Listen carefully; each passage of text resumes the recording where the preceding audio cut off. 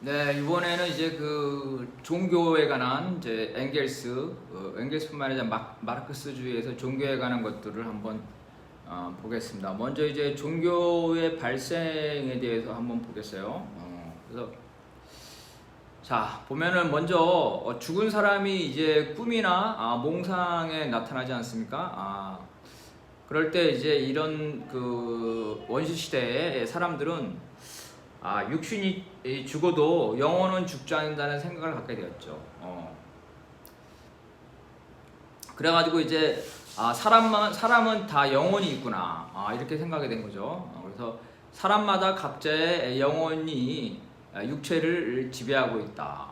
그래서 육체는 사라져도 영혼은 사라지지 않는다.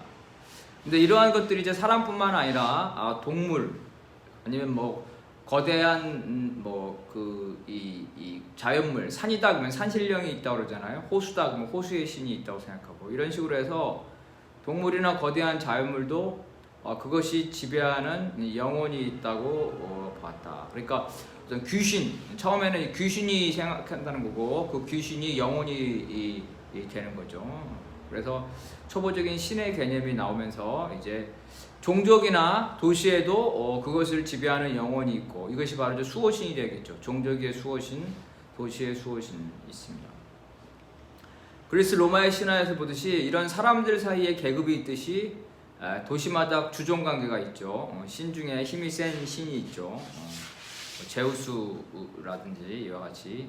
그래서 이러한 그 인간 사회의 주종 관계가 있듯이 신들도 위계 질서를 지니고 있다. 그리고 그리스 로마 신화를 보시면 아시겠지만 신들의 모습은 똑같죠. 희뇌락을 하거나 분류를 하거나, 그래서 인간의 모습을 이렇게 재현했다.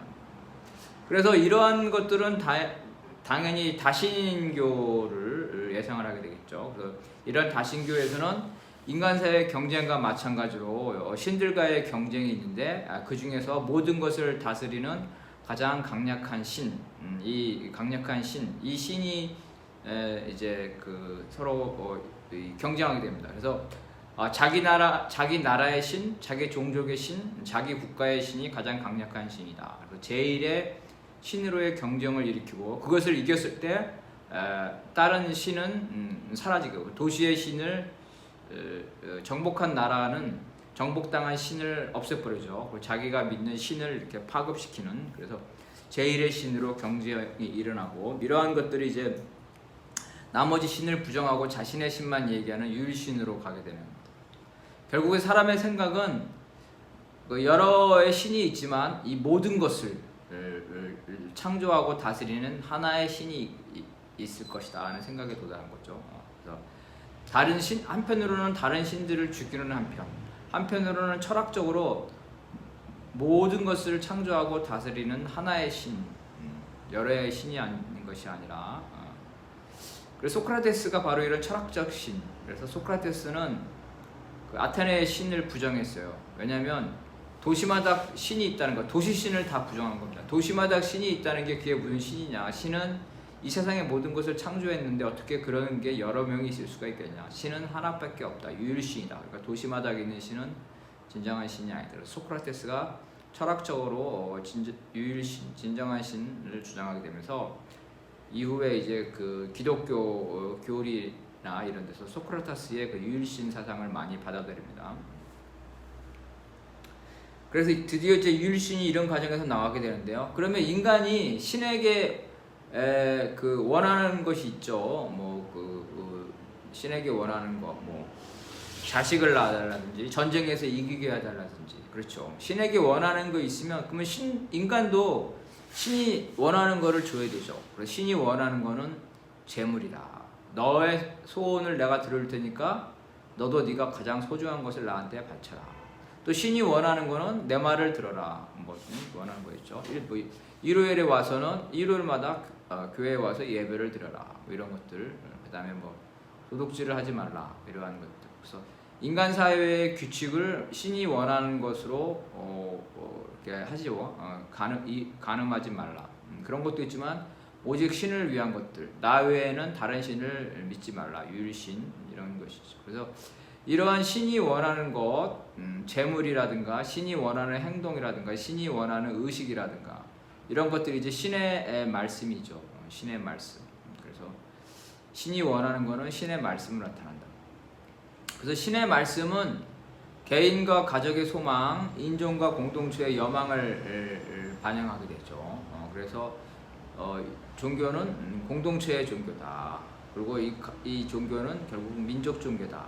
그래서 유대교에 보면은 유대 민족의 여망을 나타내고 있다. 그래서 이 민족 종교가 이제 부족 종교, 도시 종교를 넘어서면은 민족 종교가 되죠. 그래서 민족의 여망을 나타내는데 민족 종교 중에서 민족의 여망이 아니라 인류 보편적인 여망을 반영할 때 그것이 이제 보편적인 인류 종교, 즉 세계 종교로 성장한다. 그래서 유대교는 유대 민족의 여망이었죠. 예수가 태어났을 때 유대 사람들은 예수가 유대 민족을 해방을 시킬 줄 알았어요. 그런데 예수는 유대 민족만을 해방시키는 게 아니라 인종과 상관없이 모든 인간을 해방시키러 왔다. 모든 인간의 죄를 구원하러 왔다. 그래서 민족 종교에서 세계 종교로 간다. 민족만 구원하는 것이 아니라 세계 모두를 구원한다. 그래서 세계 종교라는 것은 결국은 어떻게 됐습니까? 민족, 성, 빈부를 가리지 않고 인간을 해방한다. 그래서 세계 종교는 이런 차별을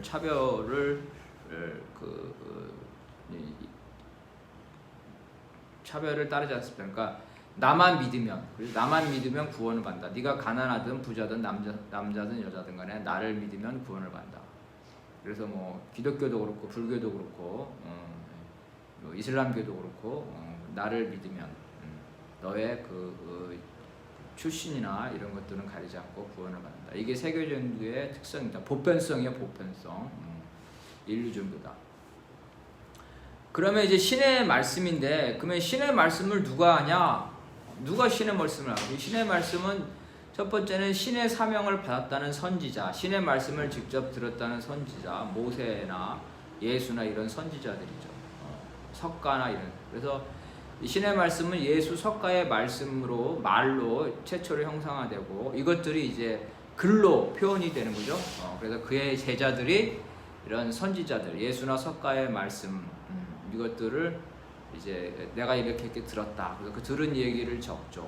그 적으면서 거기에다가 자신이 알고 있는 신화나 지식을 가미를 해서 신의 말씀을 신비화를 하죠. 신화를 가미해가지고 신비화. 그러니까 자기가 알고 있는 신화나 지식이니까 사실은 하나님이나 신으로부터 받은 게 아니죠. 그래서 이러한 경전은 결국은 신의 말씀이라는 것들을 신화와 지식을 가미를 해서 체계화시킨 것이다. 즉 인간에 의해서 작성된 것이죠. 근데 이걸 인간에 의해서 작성됐다고 말하면 신비롭지가 않죠. 그래서 경전을 신격화하는 과정이 필요하다. 그래서 신의 말씀이나 이 경전들을 이제 인간이 쓴 게 아니라 메시아로부터 전수받았다. 심지어 뭐 동경대전이다 그러면은 뭐 신이 얘기하는데 어디를 가서 땅을 파보니까 거기에 경전이 있다. 그래서 이건 경전은 신의 우리한테 준 거지 우리가 마음대로 쓴 게 아니다. 그래서 이 경전을 절대화한다. 그래서 신의 말씀, 숭배의식, 금칙과 자 문자가 생기기 전에 이런 종교가 있었죠. 그래서 구두로 전수된다. 구두로 전수되기 때문에 이러한 신의 말씀이나 그 숭배의식이나 금칙, 규칙들은 되게 복잡한 교리죠. 의식도 복잡하죠. 그래서 이것들을 전수받은 자들만 이제 성직자가 되죠. 그래서 그러한 것들은 성직자들이 계속해서 부모로부터 조상으로부터 그런 거를 전수받죠. 오랫동안 훈련이 필요하기 때문에 일반 사람은 할 수가 없어요. 그래서 성직자로 세습이 됐다. 구두로. 근데 이것이 이제 그 문자가 돌면서 이 경전이나 의식이 이 문서화가 되죠. 문서화가 되는데 성직자마다 전수받은 구두 내용이 달랐는데 이 경전이 문서화되면서 경전 사이에 모순이 생기죠. 그래서 어느 성직자의 그 경전, A라는 성직자의 경전, B라는 성직자의 경전이 서로 모순이 된다. 그리고 모순이 되니까 이 모순을 인정한다는 건 신의 말씀이 모순되는 건 허용할 수 없죠. 그리고 모순을 해결해야 된다. 그래서 극소수의 성직자들이 비밀리에 자기들끼리 협의를 해서 정통의 경전을 선정하고 그래서 나머지는 이단으로 해서 나머지 경전을 없애버리고 유일한 경전을 절대화한다. 그래서 이단들을 없애가는 과정이 있었다.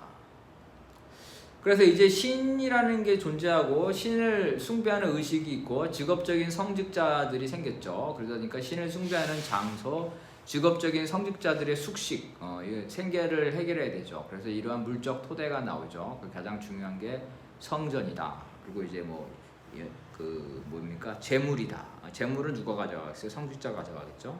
그리고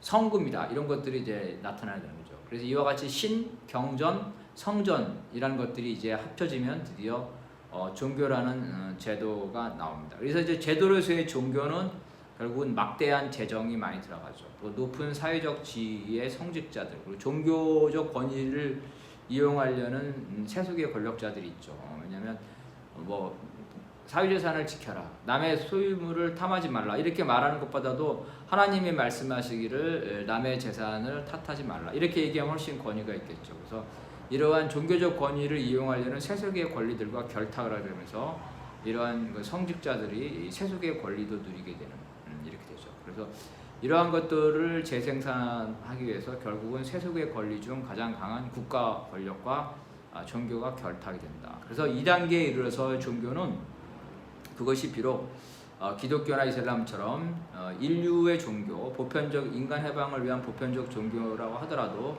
인간 해방의 목적을 상실하고 특정 지배 계급의 도구가 된다. 그래서 종교는 결국은 오늘날의 종교는 대부분 세속의 권리와 결탁해서 그 세속의 지배 계급을 위한 도구가 됐다.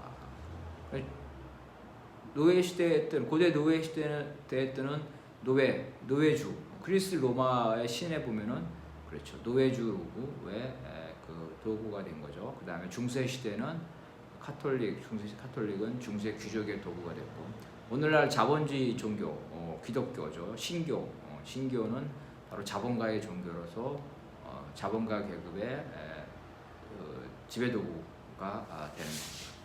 일단 여기까지 보겠습니다.